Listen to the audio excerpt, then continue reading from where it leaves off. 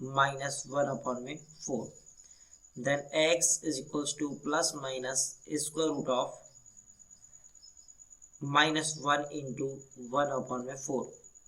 Then x is equals to plus minus square root of minus 1 into square root of 1 upon में 4. Then x is equals to plus minus square root of 1 is 1 and square root of 4 is 2, and value of square root of minus 1 is iota.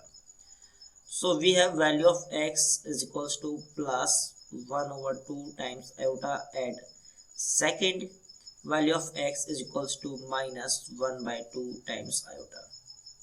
This is our final answer.